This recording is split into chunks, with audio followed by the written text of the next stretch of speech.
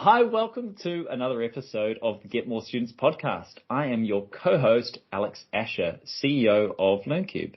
And I'm Herbert Gerzer, founder of herbertgerzer.com. Well, today we've got a fun topic and we've got a fun person joining us to talk about how can free trials boost leads in your education business. So I'm really pretty excited about this. Because we've got Wilim Abrook, who is joining us, who is not only somebody... How many years of experience have you got in teaching, Wilim? Online, about 6. 6 years. And wow. It's some crazy number of classes you've done, right? Yeah, we worked it out. I mean, it sounds really impressive. It was when you do it in minutes, we worked it out. But it's about 4,500 hours. Wow. That is decent. And you've actually also been doing trial classes for a while, right? Yeah. I mean, it's really critical to be able to amass that number. You need to be good at getting students in. So, sorry, just to be clear again, how many years or how many classes do you think you've done of just trial classes? Not normal classes, but you're just trial classes. I reckon at my peak, I was doing like 50-50 trials for the school I was working for and my own for a few years. I don't know, say about 1,000. That is wow. Good. So if you're listening in here and wondering, hey, am I going to learn something about delivering trials for my education business? I think the answer is a definite yes. If you want to know who Alex and Herbert are, let's just start off by introducing ourselves, as you might be joining us as your first episode. So I'm Alex Asher, the CEO of LearnCube, and LearnCube specializes in helping online language and tutoring businesses to grow their business. We do that through our virtual classroom software and our all-in-one online school solution, which deals with bookings, payments, manages users, manages classes, manages pretty much everything you'd need to be able to teach successfully online. And Herbert, how will people know about your credentials on marketing, which are quite insurmountable? Yes, well, I run a digital advertising agency specialized in helping language schools and education businesses grow their enrollments through paid advertising. And a lot of our clients use free trials or free lessons or free demos as a lead generation tool. And we run campaigns for that. So, we've had challenges in the past, getting the lead quality up to scratch, getting people to actually show up to these free trials. So I'm excited to get some insights from Wilim today. And just on top of that, I mean, we rounded Wilim's extensive experience with doing trial classes, but what you also might like to know, and just in full transparency, is LearnCube is very lucky to have Wilim as our head of education. So not only does Wilim, you might see Wilim as part of your joining the LearnCube community, but also Wilim's very exposed to the questions that people ask about, hey, how do I do free trial classes in LearnCube or any other system? And actually, Wilim, do you want to tell us a little bit about your experience and the kind of questions you often get asked by people interested in doing free trials and using LearnCube? Yeah, well, I mean, so my main function, I suppose, in LearnCube is on training up new schools and creating the materials for them to onboard. So I'm exposed to a lot of really specific questions. And that's, I suppose, the biggest takeaway is that every school is different. Every school has their specific needs. So, there's not a training session goes by that I don't hear a question I haven't heard before. So whatever your market is, that's something to really focus on. What are the specific needs that I'm filling here for my students? But yeah, so it's nice. It means I have my own trial experience in my own niche of English classes, but I've also kind of learned a lot from the schools that I'm working with that are doing, different languages and maths and other academic subjects too. Exactly right. So when we were setting up for this conversation, there is so much that we can get into, but we've got some high-level points. And I'm going to just summarize them now so you can get your tea or water on your desk and ready to listen to some really interesting content, hopefully. The key ideas that we're going to cover is really just understanding the reason that you're offering trial or not offering trials, making it very easy. How do you make trial classes viable? We're going to be talking about how to be really organized and how critical that organization piece is. We're going to be talking about how to recruit the right teacher to do those trials, or what to look for when you are recruiting. We're going to be talking about how to deliver those trial classes, how to work to your strengths, how to understand student needs. You can tell that there's a lot that goes into this one topic. And not only that, it doesn't stop. You have to follow up with students. How do you really experiment and improve your processes? And those are just the high level ideas of what we're going to be covering today. So let's start with the first idea here. Wilim, particularly since this is something that you've done and possibly still do on a very regular basis. What is the point in offering trial classes? Obviously, your student wants to check that you're legit. They want to see, is this going to work for me? It's not just about delivering a class. It is also part sales call. So that involves, reassuring your students that you can deliver for their specific needs. And also it's about you learning more about the student and what they need, so that you can orient your follow-up messages accordingly. You can orient the class itself accordingly. And then afterwards, when they do sign up, you've got all this wealth of information. So you should definitely be taking notes, and then it means that basically you're going to be a better teacher to this student when they do sign up, because you know their needs already. And if you're working for a larger school, you can pass those on to the whole team. So whatever teacher they get assigned to is going to have all of your notes. Makes a lot of sense. And I mean, the outcome that we're really looking for, though, is that student commits probably to a paid, but certainly a follow-on class or course. Like that's the whole goal of this.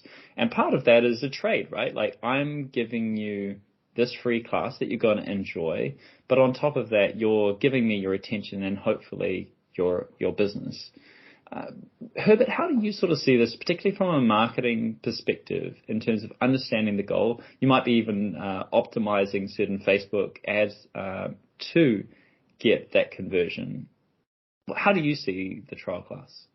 Sure. It's that kind of first stepping stone to booking or registering or enrolling for a course.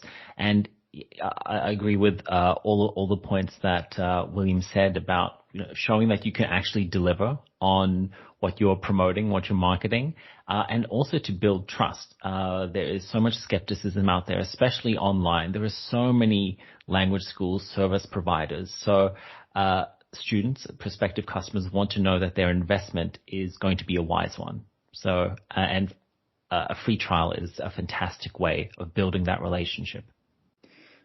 One thing I think is useful is to really think about it as a customer. So rather than how can I use free trials to grow my business, which is one way to look, I think you also need to look the other way, which is why is the student need this free trial, and then kind of working backwards from that.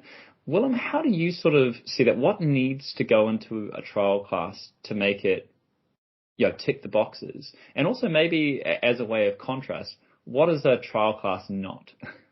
The thing is, you don't want to have a situation where your student comes in and you're teaching it like, the class in the middle of a course where, I saw you before and I'm going to see you next week. You need to make that connection with the student so that they feel really heard and valued.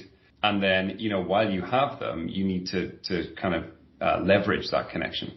I find that really fascinating, Will. I'm going to stop you just for a moment because I don't know if you've seen this as well, Herbert, but a free trial has to be an initial experience, a first time.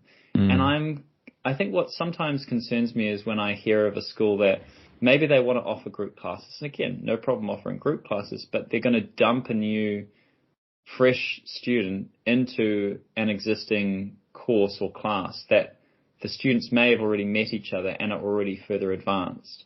How do you kind of see that? Is that something that could work? Because it becomes a lot cheaper for one thing, which is why some businesses might be attracted to it. But I am a bit worried about the effectiveness of that because so many things would need to go right for that free trial to turn into a conversion. I mean, that free trial is then really finding out more about the student to see if they are going to be a fit with the current group. So finding out their goals, if they've done online lessons before, and things like that. So I guess the first part of the call is more asking questions to the student to get their goals and see if they're going to be the right fit for that group class. What I'm hearing is that it's clear that, well, at least what I've heard is that you need it to make it personal. This is not something that is a group experience. It's a personal experience. And again, Wilim, you probably would back that up in terms of it being a consultation. With group classes, I'm used to doing one-to-one classes, I suppose, so I come at it from a different point of view. But with group classes, I've seen before, like you said, where schools will throw a new student into a group or just kind of wait until they have 3 students and then put them together. And it can often go wrong. You know, if you're finding that in your case, maybe it's better not to give a free demonstration class, which is, you know, that tester class for the student, but better to offer a free assessment, a free consultation. Yeah. So in my trials, you know, I was trying to do 5 minutes at the start and 5 minutes at the end. So 5 minutes at the start.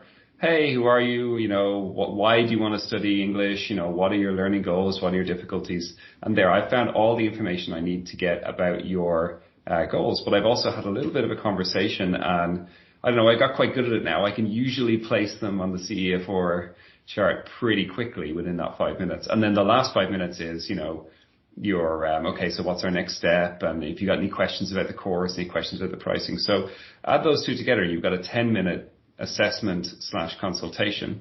So yeah, it might be, it's not going to be viable for you to do an individual, you know, 30-minute or 60-minute class for each student if your model is on groups.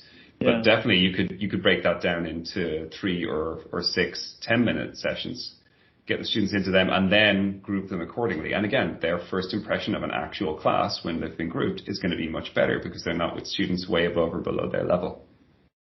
Yeah, I think also this is going to play into another concept that we talk about, is about how do we make sure that they're really quality leads and people that you really want on those. If you're pushing purely a class that somebody can drop in, it's also kind of almost incentivizes somebody just to join up for free, because then they're going to enjoy an uninterrupted class for, let's say, a half an hour, but then there's no need to, you know, you're not going to be assessed, you're not going to be pointed out or anything else. And again, it kind of would go against the goal, which is to have this person sign up in an ongoing basis. Let's talk a little bit more about how easy we can make it for the student to do that. How easy do we want to make that for the student? Let's start with you, Herbert, and then maybe Wilim, just practically, how do we get people in?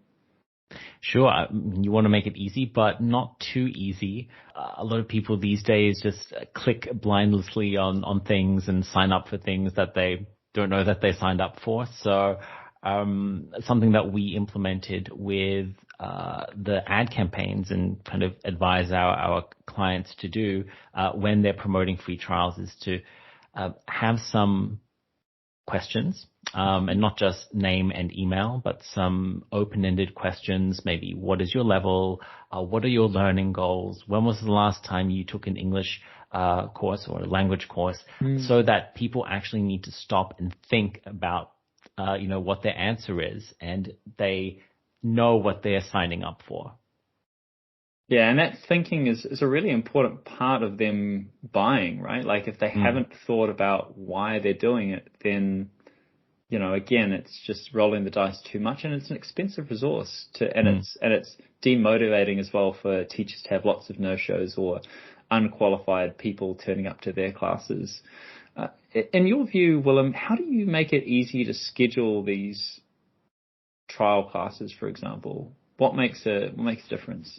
Definitely from your teacher's point of view, it's nice that I have a block in my calendar, and I know that, from 10 to 12, I'm doing trial classes, and I'm not going to ever book regular classes into that slot. If that's possible for you, that makes life a lot easier. And then I plan my day that within that little slot of 10 to 12, I am doing my homework or correcting my homework. I am, doing my lesson plans and getting my day ready. So it's not wasted time, because the worst thing that could happen is you just sitting there watching YouTube videos. Enjoyable though it is, it's a waste of your time, and time is money, and particularly if you're running a school, you don't want all your teachers sitting there doing that. So have that time allocated for something else. because even with the best funnel and everything, you're going to have a relatively high no-show rate, and you should be prepared for that and work with it. Yeah. Just to clarify as well, like, and when we're saying a fairly large one, like it could be even, 40, 50% could be no-shows. And that still be actually quite viable. But, I think for a lot of people, organize a meeting, you expect that person to be there 99% of the time. And I think if you're doing free trials, you do need to factor in that no-show rate. But kind of what we're saying is not allow that to be purely a roll of the dice, but something that you're constantly trying to improve so that we have fewer no-shows and more qualified leads. And again, we'll probably talk a little bit about how to make that viable. One thing I was wondering from your perspective, Wilim, was the actual mechanics of organizing a free trial time. What do you feel is the easiest way to make that happen? Is it, pick one of these times, like a Calendly kind of thing? Is it just email, like that the student emails a couple of times that work for that student, and then you kind of match the the trial teacher? What's your view on that? Yeah, well, anyone kind of listening for an easy answer will be sickened to know that I've tried all of these methods, and they all have ups and downs. I mean, there is the method of just allowing students to have a free credit when they sign up. On our platform, you can give them a free credit and they could just book a class whenever. What you're losing there is the teacher might not be prepared that this is a class, a trial class, and might not realize. You can set a Calendly link. Where you just need to, choose a time for my calendar, and they do, and it's really easy. You can also incorporate some questions there to kind of qualify the lead a little bit, but it's so easy that they'll often forget, even though it'll create a Google Calendar thing. So you need to follow up.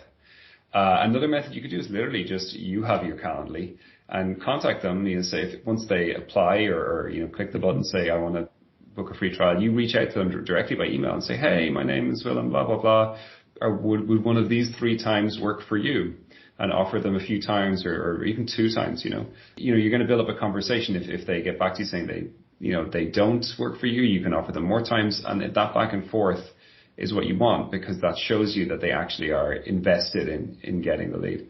But whatever your method is for them choosing a time, following up is really important. And again, you got to experiment, but definitely the morning of, you want to send them a reminder, hey, we've got a class today at 10, and here are the instructions to log in or to meet me or whatever. Depends. Some schools will say they usually send one the day before or 2 days before as well. You really don't want to be booking trials for more than a week in advance, because they just get forgotten. But yeah, it's about experimenting on what is the best for you and what's the best for your target demographic. Makes sense. One other tip, I think, and because we're exposed to it with LearnCube, sometimes we're asked, hey, do you do, like, I don't know, we normally do 30-minute classes, but we want to cut down the length of our trial classes, and can we do 10 or 15-minute trial classes? I think sometimes the answer is totally fine. What you don't want is something that can inhibit you from getting back-to-back trial classes. What are the durations that don't work particularly well, in your view, Wilim? Like where you could pretty much have one person, they kind of block out multiple times effectively. Yeah, well, I mean, I did say earlier you could do 10-minute level assessments, in lieu of doing a trial. But realistically, 15 minutes is the minimum you want there. Because what happens is you tend to get a busy period around, January, New Year's resolutions. You get a load of trials booked in back to back, and you need to be able to comfortably help students with tech troubles. So if you're doing a class, 30 minutes realistically is the minimum slot, because you need, five minutes at the start, 5 minutes at the end, and potentially 5 minutes of, helping them, work their microphone or whatever. Your students may not be very tech savvy, and you need to be able to accommodate that. And the knock-on effect of being late for all the different trials is really bad. And it makes you look bad as your first impression, So yeah, a 5-minute buffer to allow you to help out tech troubles is good, but 30 minutes for a real class, 15 minutes if it's just a level assessment. Makes a lot of sense. Let's go on to the how to make these trials more viable, which is improving 2 things, the quality of the leads and minimizing the no-shows. Herbert, what's your view in terms of improving the quality of leads that turn up to these trials? I touched about this, having like a mini questionnaire or getting people to invest a little bit of time. That's shown to be quite effective. Having paid trials, I can't really give you an answer on that, if that's more effective than having free trials. I think Wilim has more experience on that. I guess it depends on the price point and target market of your service. I think the questionnaire goes a long way to improving the quality of the leads that come in. I think I'll echo that as well, Herbert. When you were saying that, I was like, what, would just charging $1 really kind of help the person really commit and think? And actually, I'm not so sure it's helpful. And here's two examples. One is, I remember just recently I was at a conference, and I was at the same conference a year ago. My session was free the year before. I think we had 4 or 5 times as many students or attendees compared to the same time this year. And that was just with a $1 difference on the price. I'm not saying that that's perfect in terms of trials, like everyone will have their own experience, but I do think it's a signal that there's a big difference between free and paid. The second thing is, I think you're better, and I've seen this with language education, particularly for in-person language education companies do this quite poorly, is they put this massive form in front of you and they kind of take every ounce of flesh before you actually do a trial. So I think you can make people pay effectively with their time in terms of what they give, which can work, but only up to a point. But my feeling is that it's better to get people to pay with a little bit of time thinking about why they should do a trial class in the form of a questionnaire than spend that time just putting in their email, but then spending 5 minutes trying to figure out what their credit card details are and trying to put that into the system to get that $1 transaction. Wilim, I'll turn over to you. Maybe you can buffer those two ideas. Yeah, I mean, I suppose that's the thing. A $1 or €1 charge is actually a lot bigger of an obstacle than you might think. Exactly, Alex, as you said, because you've got to do credit card details, you've got to actually figure out how to pay. But that can be a tool in its own way. We were talking earlier today about, a really specific subject university tutor, and if you're really good and you charge top dollar, like you can have some of these tutors charge, upwards of $100, $150 a class. You don't want any jokers because your time is that valuable. You're a specialist, so even just a $1 charge, and then you're giving them basically a $99 discount on their first class, which seems like an incredible value, but it means that they have to go through that process of paying. So you really cut down on people who aren't serious about it. Another use for paid trials is on cutting down repeat no-shows. Yeah. And I've seen that before. Someone doesn't show up and they go, sorry, let's reschedule. Cool. And then they'll show up again.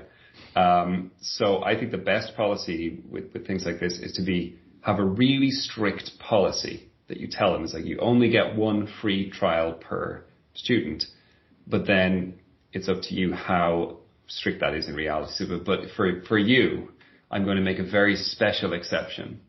And you can say, okay, if they give a genuine result, sometimes they say, I'm so sorry, I had a doctor's appointment or whatever it was. So if they can give you a genuine reason, give them one more go. But if they just say, I forgot, then obviously you have to pay for the next one. And if they're, it could still be quite cheap, but if they're serious about it, they'll do it.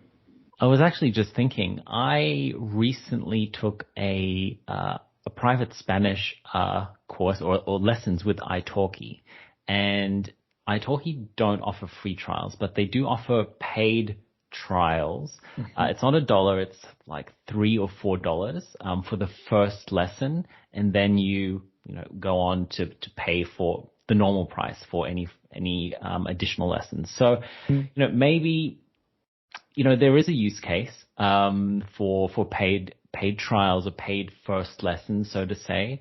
Always about testing, right? To see what works. Curiously though, that's also like a discounted rate rather than a free or even a nominal. It's not free. And you can see that there's like these experiments that you could run on what works best. And it's going to be whatever works best for your tutoring or language business. Yeah. And that's up for you to figure that out. And how do we minimize no-shows then? And Wilim, you've already talked about follow-up on the day, making sure that you have some system in place to be able to do that. Do you have any other ideas or thoughts? No, I mean, well, like, charging for repeat no-shows is going to cut that down. But I mean, basically, particularly if you're offering something for free, your questionnaire should be quite short and easy to complete because you don't want to create too many obstacles. So free trials are a no-show heavy game. So definitely you want to be able to reach out to the student, on the morning of. If the class is in the evening, then maybe another follow-up message an hour before. Maybe it's the Irish in me. I'm always very afraid of annoying people or hassling people, so I don't want to send too many messages. But, a reminder in the morning and a reminder an hour before the class, and then a message within those first 5 minutes of, hey, just in case you're having any trouble, you can contact me. It's like 3 emails, and they did book a class, so you shouldn't feel bad for doing it. At the same time, you don't want to bombard them. But that's kind of all you can do, I think. Yeah, I'd agree. One thing I think that could help anyone that's listening in as well is when you're running experiments, sometimes you're running experiments and you only have very limited users coming into your website naturally. This is something that I think is worth investing some money and putting some money into, say, Google Ads, not because it's going to be the viable channel, but simply because you can then get enough traffic and do a couple of different experiments quite quickly so that you're not wasting months and months to get enough data to know whether you should offer a free class, a discounted class, a $1 class, and also your approach to trials. Should it be a consultation with nothing about education? Should it be really a little bit of consultation, a lot of class, and a little bit of, okay, let's book you into your next course? And all of those things are helpful if you can speed up that learning process. So that might be a little tip if you're wanting to figure out what is the best approach for you. Next, we're going to talk about getting organized. Now, Wilim, this is really your section. So tell me about how do you prep for a great trial class? I suppose we talked already about the scheduling and making sure that you're in your own day, you're ready, you're in the right mindset. I've done it before where I have trial class, real class, trial class, real class, if you know what I mean? And it gets you out of the mindset and it kind of breaks your flow. So it's nice to have a block for you there. If you're, thinking about developing a trial class protocol, you got to know that it has to evolve. So you need to have an objective that you want to kind of push it towards. Try out whether it's good to have a really, really scripted class. Try out whether it's good to have an extremely flexible class. And I suppose part of that depends on your strengths, so like your didactic methodology. Do you have a really, really structured curriculum? In which case, maybe 30-minute free trial class isn't going to show you the benefits of that. So you might want to have a little section at the start where you explain about the curriculum and tell students why it is we do this method and why it's going to be a benefit. So if they're not going to see the benefit within that little 30 minutes, you need to tell them, So these are the things you need to think about in terms of structuring. But as a rule of thumb, though, like I said before, 5 minutes at the start and 5 minutes at the end. The meat is in the middle. You want to, flash your biggest smile and be as charismatic as possible, wow them with your amazing knowledge. But at the start, who are you? Why do you want to study? Just give me a little bit of info about yourself. And then that's valuable information for you to adapt the structure of the class, and for later on. And then at the end, listen, you've got them. So don't just say, okay, that was great. They're smiling. They're really happy. Okay, cool. Bye. You have them. So say, well, have you got any questions, first of all? And maybe they do, maybe they don't. And then, okay, well, listen, this is the information. This is how we do it. This is how you sign up. These are the options you can do, which also means that your trial class teachers, we're talking about a school, they need to know all of the special offers. They need to be up to date on the different packages. They need to know, if the student has a question like, can I pay in 3 installments instead of just one or something? They need to be able to give a definitive answer. And there's always going to be curveballs, so they need to be told as well, guys, if they ask you a weird question, just say, that's a really good question, I'll get back to you, but then do get back to them. Immediately follow up, and then, you've got all the information at the start, so you know what type of person they are, why they're learning, so you can actually tailor the follow-up based on all the information you've gathered within that class. one of the things that you kind of outlined is, again, test whether it's script or no script, but the structure I think is really important, but also incredibly important to get up front when you meet with the student or prospect. Because if you don't outline what you're going to do, they are either going to be like off-put or not prepared for what you're going to be doing.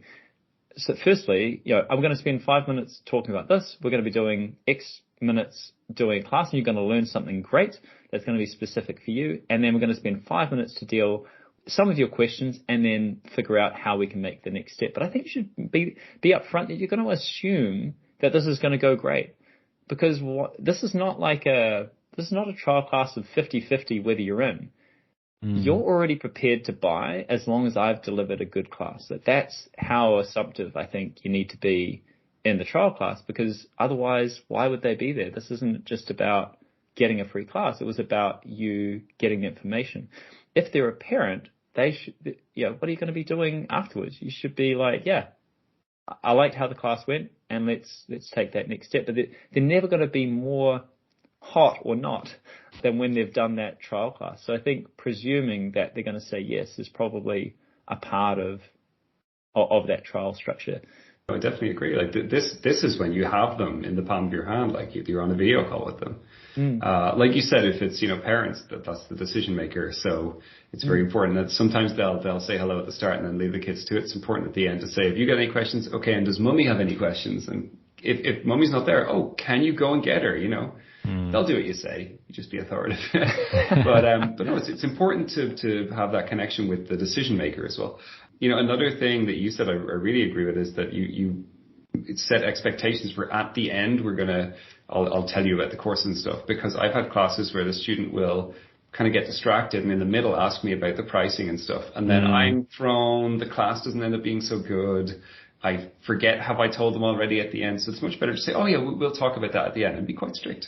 What sort of makes a great trial teacher in your view, Wilim? Well, again, this really depends on the type of course you offer, the type of students you offer. But in my view, they need to be someone who's very adaptable. They need to be able to turn on a dime, both in terms of, you're doing interview practice. Cool, let's do this. And you just do a totally different exercise you weren't prepared for. But they also need to be able to very quickly, help someone with a tech problem, because this happens, you could have a student who's, not particularly techie. For whatever reason, it's not our target demographic, but I always ended up with elderly Italians. And I love them to bits, but they terrible with computers. Giuseppe will be down in 20 minutes, the grandson, to fix the computer, and we need to do it now, So it needs to be someone who can deal with these situations without getting stressed. And also, every single situation is an opportunity to sell why your school, why your courses, why you as a teacher are good. So you've got a tech problem. Cool. This is my opportunity to show you I don't get stressed. I can calm you down and make sure you feel relaxed, and also we can solve it together. No problem. So even that worst case situation, or something where you don't know the answer.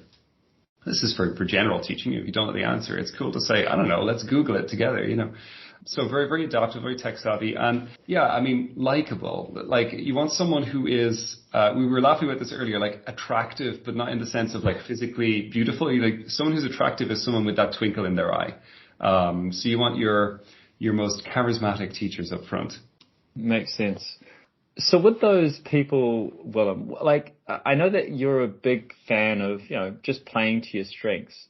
What does that translate in when it comes to a trial class? Well, I suppose it's down to how you plan your lesson plan. For me, I always have, a few materials or a few units that I fall back on. So I have my trial unit, but then I also have other materials I always have ready, because I am that kind of person that I go on tangents and get distracted very easily. So why not go with it? If I want to go with whatever the student wants to do.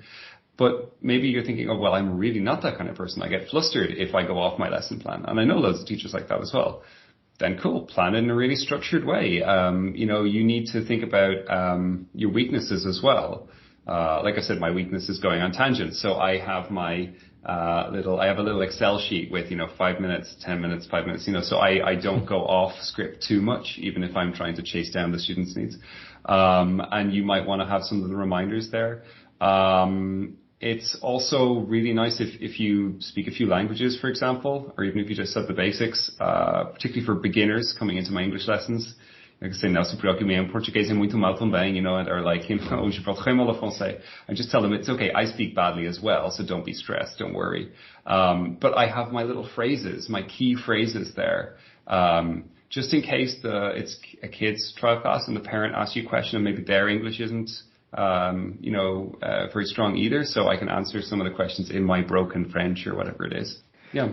One thing actually I will, and apologies, this is a total kind of push on LearnKey, but I can't help myself because we actually have an automatic translate tool in the chat. So if you do get into a situation where the parent maybe isn't a native speaker of English, you can get them to put it in their own language and then automatically translate that so that you can understand it. Really helpful for instruction. So apologies for the blatant plug. I was like, that is something I have used that. Great feature. Well in trial classes, yeah. Yeah. One of the things I also really liked about this, and it kind of goes back to what we were talking about before, Wilim, which is this idea of if it's deliberate, which means are you prepared? And so if you've already set the scene that, hey, I'm Wilim, I'm really here to follow, understand your needs, and we're going to really focus today's session on purely what you are interested in. And then you've already given yourself permission. Whereas if you're very strict and structured, you'll be like, hey, this is how we're going to be doing this session, and it's going to be black and white from the start, and very deliberate. The fact that they're like, oh, that's interesting. They didn't really do exactly what I thought that we were going to do, but they set it up front. So I'm at least seeing that as a professional and prepared response. If you're doing it that way, you say, our courses have a very good structure, so today I'm going to try and give you a taste of that structure. So don't just say, I'm going to be robotic and the class could be a bit boring. It's like, no, this is the reason I'm doing it. I want to give you a real flavor. I'm giving you value for your free money. I love it. That's good. Let's assume that they do want to give you, something about themselves and for you to understand their needs. What is that like? What are the kind of questions that you need to eke out that are really important? Possibly for you to use at the end when they're possibly in the need to hear a little bit more about what they need to be able to purchase that or take that next step. Like, do you have any questions, Wilim, that kind of you need to be able to ask? For me, there are the basic ones. Why are you studying? What's the most difficult thing? What level are you at? Things like that. Have you studied before? Why didn't you like those lessons if you didn't continue them? Why did you like them? Why are you looking for a new teacher? Those are the basic ones that I think, I should hope that they're obvious. Maybe not. Yeah. But so, the objective there being, why are you taking the classes and how can I help you meet your educational needs? But then the other questions you really want to ask are more conversational ones. And you need to take that time to get to know your student and like say, okay, where are you based and where are you coming from? Oh, cool. It's, what's the weather like there at the moment? And I was there on holidays. You don't spend too much time on it. I suppose it's easier for language classes because you can do it under the guise of conversation. But at the end of that couple of minutes, you're typing away in the background and you say, okay, interests are football and Pokemon cards, Three Sisters. Maybe they'll sign up, all this kind of stuff. And you've got a bit more information about them as a student, which, as I said, it can be useful within that specific trial class. But this is a great time to get that information for later on when they do sign up.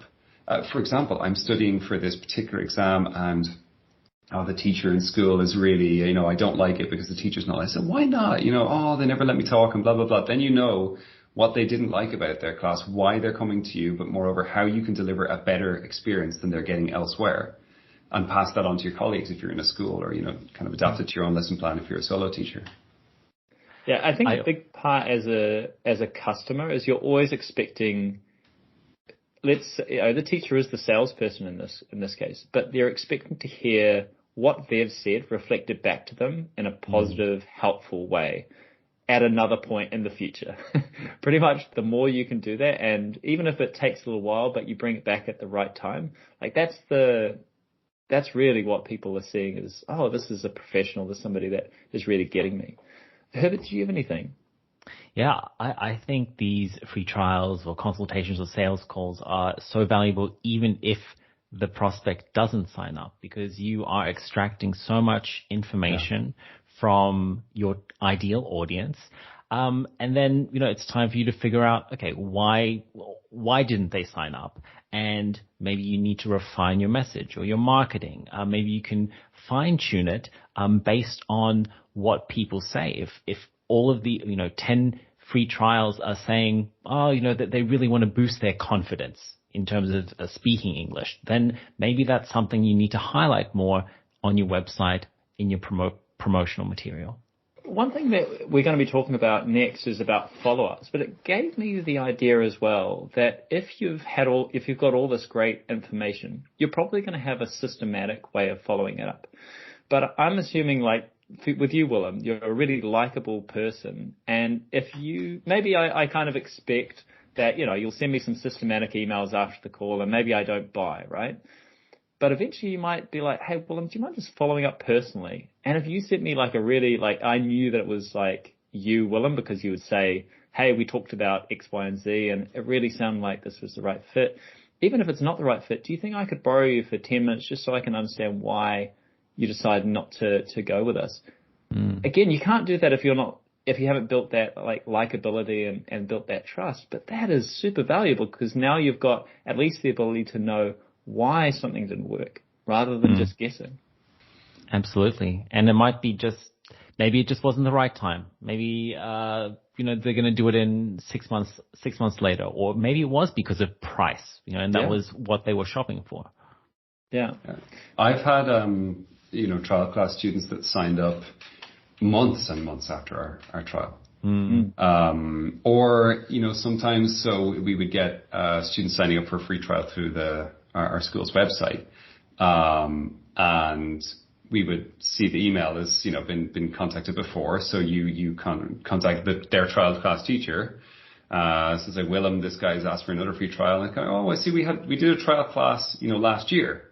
So you don't say you don't get another one. You say you don't need to do another one. You're all good to go. But you put it on the same email thread. So they're going to get if you sent them any class notes or any conversation you had, they're going to get it there, and they're going to reconnect and feel remembered, which is why, again, those notes that you take in that getting to know you conversation are super useful. And if you are using, you could use something like HubSpot, all these sales, kind of organizational platforms. There are a few free ones as well, or cheaper ones. Yeah. But they always allow you to add notes to the lead. Yeah, I think Insightly was one that I used for a time that was free. So again, even if you're just starting up, there are free options for you to kind of still have a system, still get organized. But it's very important. I would say that follow-up process is possibly one of the most important things business-wise that you can do if you're relying on some kind of sales process. And in this case, if you're having to do trial classes, that is a sales process for sure. We're going to so we talked, I think, probably enough on follow-ups. I think there's a lot there that we could talk about on the follow-ups. We've also touched on experimentation, but this is really important. Wilim, do you have any tips on how to set up an experiment or how to record that? Like, even in your own experience, what were you reporting back on that helped whoever was creating, that process know, hey, are we getting better? Are we getting better at these free trial classes? Yeah, well, I mean, I've had experience at two different levels, which is nice. One was working for a large school that was doing, lots and lots of trials, hundreds per month, with different teachers. And for us, it was very important to have a systemized way of entering that data into an Excel sheet when we decided we wanted to tweak things. When do I contact them? Did they follow up? And I'm strictly, I follow up on 3 days and on 7 days or whatever. And you would write back all of the ones that messaged you. You had to put into that sheet, So I feel like the larger the organization, people have this inclination to be really, really strict with it. And then I've done it myself and failed trying to experiment because I was impatient and I didn't have that kind of diligence. So even if you're doing it as an individual teacher, you just want to tweak and change. You don't want to compare two different follow-up emails that are like worlds apart. You want to take one email, copy and paste it, and then change things in it. Because otherwise you don't know what's working and what's not working. And then you want to be very diligent and careful and send to exactly half and note it down. Use an Excel sheet. There's loads of software that'll do this for you automatically. And if you're a whiz at that, maybe that's great. But I prefer to just do it all on Excel or Google Sheets and then I can just look at the actual numbers in front of me. And Alex, what you said earlier is fantastic advice. There's no point doing an experiment with 5 trial classes. Put a bit of money into Google Ads. Maybe you'll make some more sales, but you will definitely hone your funnel or your flow. Herbert, any last tips from you when it comes to trial classes? Getting traffic, driving traffic to your website, and that could be paid, or it can be organic. Getting on forums, in Facebook groups, LinkedIn groups, posting on a blog or on your LinkedIn profile. You need to drive traffic to that landing page to see and get that data. I would add to that if you're starting, get busy. And get as much, even if it's free, but get as much experience and as much exposure to different types of students as possible early on. So then you can make we've done a podcast on choosing your niche. Like, you can't do that unless you have enough students that you've met with. Likewise, if you're trying to make experiments, making sure that you've got enough people as part of that sample set to be useful, I think is another important part. There's no point in 1 or 2 that worked and then immediately changing. I think patience is something I've battled with when doing experiments. So I would really err on making sure that you've got enough people in that sample size before you change anything. Otherwise, you get quite different results. Yeah, well, speaking about, patience, there's patience in terms of waiting before you make a change, but there's also patience in terms of for new teachers starting out, particularly, don't get disheartened. I used to do face painting for little kiddies outside the zoo. Often you'd wait like an hour with no one. But when you get that first kid, then people will queue up behind them, So you're going to have these patches where you're reaching out to people on LinkedIn, you're reaching out here and there, you're paying for ads and everything, and you're just not getting people into the trials. And then they're not showing up and then they're not signing up. But this is an investment, and your time is what you're investing into it. And you are going to hone it. Like, I ended up with a trial class flow that was amazing, and it still only had about a 60%, rate of people showing up, and then from there it was about a 50% sign-up rate, and that's really good. So if you're starting with almost nothing, you don't have far to go, because you're never going to get 100% attendance and 100% sign-up. If you do, please talk to me. You can find my email somewhere on this podcast. But yeah, stick to it, because every little tweak you make really, really makes a big impact down the road. Fantastic. We're going to wrap that up today. I hope you've learned a lot. I really enjoyed this conversation, and again, as I always do, learned a ton. If you're wanting to learn more about maybe how to drive more people to your free trials, Herbert might be your person. Herbert, tell us where they might be able to find you. Sure. They can visit me on my website, herbertgerzer.com. Great. And Wilim, I'll let you kind of sign off for us on behalf of Team LearnCube, but www.learncube if you want to learn more about us. And if you want to learn more from Wilim, tell us about where you fit into the LearnCube team. Yeah, well, you can find me on our YouTube channel. I'm the one doing all those boring long videos talking about buttons and what they do. Boring. They're not boring. They're not too boring, yeah. But, educational. But yeah, if you are interested, if you're an individual teacher interested in leveling up, I'm taking care of our online school Lite, which is a platform intended for I heard them called teacherpreneurs, solopreneurs. But yeah, anyone who's an individual teacher really wanting to bring the business to the next level, you'll probably end up speaking to me at some point. That's great. And you can find it, start with the sign up just on our website, www.learncube.com. And otherwise, you're going to hear from us if you hit the subscribe button for the Get More Students podcast. And we look forward to getting a shiny new episode for you in just a couple of weeks' time. See you soon.